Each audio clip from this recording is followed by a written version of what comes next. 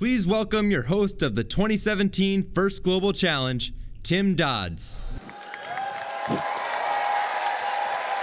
Hello and good evening. My name is Tim Dodds, and it is my undeniable honor to welcome you to DAR Constitution Hall for the inaugural and 2017 First Global Challenge.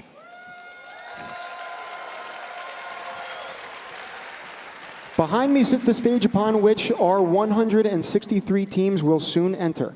157 teams and 6 continents in total, but all coming together and convening as one in our Parade of Nations.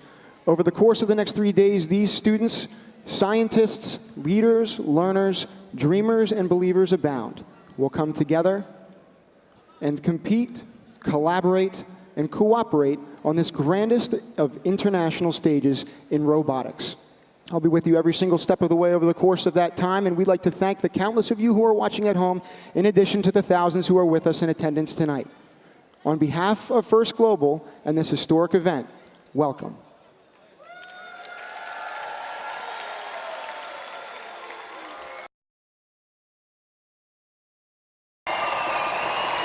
Though this truly magnificent and awe-inspiring entrance is at an end, the action in Washington, D.C. is only just beginning. And as we close out our opening ceremony, we wanted to take the time to thank you for coming out.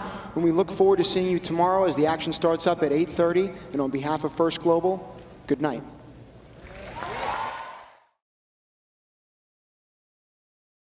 Tinkerers tired from their nearly 7 million miles of travel to get here were elated last night with the pomp and circumstance and energized around our Parade of Nations. But now their blood is pumping as they enter the first of 6 rounds of competition here at the First Global Challenge. And although their journeys to get here were rocky or roundabout, what they have in common far and away eclipses the differences between them.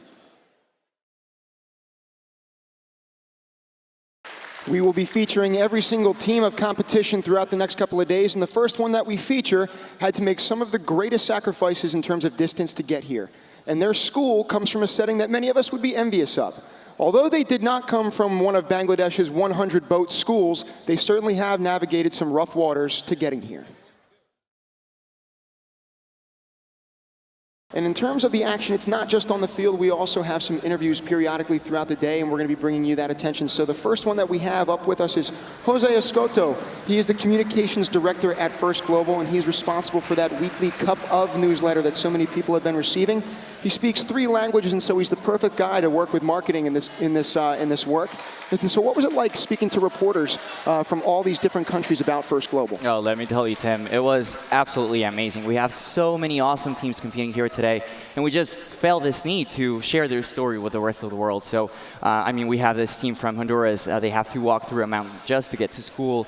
We have a team from Nicaragua. You know, they live in a very vulnerable area as well. And now they're here competing with 160 countries nearly. And, I mean, we had to call every single reporter out there and tell them, you know what, we have these amazing kids trying to make a difference in the world and bring about great changes to their communities. And we've seen so many amazing results.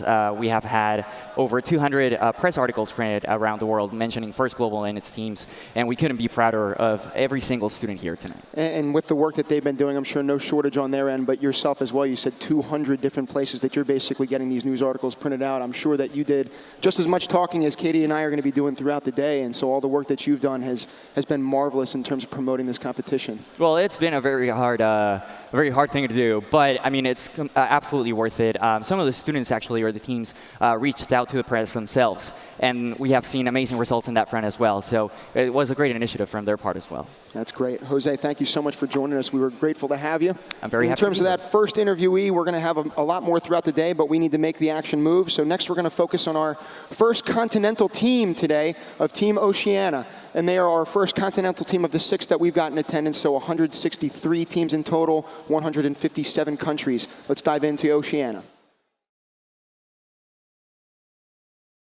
Well, fortunately, and as so many other people would agree, I'm sure that was a highlight for them too. The human spirit does not know political bounds. And any lines that we can draw on a map in no way, shape, or form should serve as a hindrance to what we're able to achieve. If there was one thing from this competition that you see and that you're attending right now, that you would want to be passed on and passed forward? What would you want this central takeaway to be for those of us who are here and those who are watching at home? Thank you, Sarah, and thank you to Trinidad and Tobago talking about this game, bringing people together. That's exactly the intent behind it. Glad to see that it's working out well. In turning to our next game, we look at the passion that comes out of Team Peru. In order to get 1 point per ball and to increase their water supply. Again, we're trying to look into the middle of that river, and it looks like there is only one more ball that's in there. If they can try to get that way out, they're going to get those 15 points. Now I'm going to clear that telestrator, see if they can do it in these last 20 seconds. They are so close, and yet so far. We've got one team inching towards it. We'll see if they can at least collect it and then get over that riverbank. Looks like those robots might actually be hooked together, which is a very unfortunate aspect of this competition. We have 163 teams from around the globe here, 157 countries represented. That in and of itself is a spectacle. So we've got 6 continents, and the last one in this competition that we feature is Team Africa.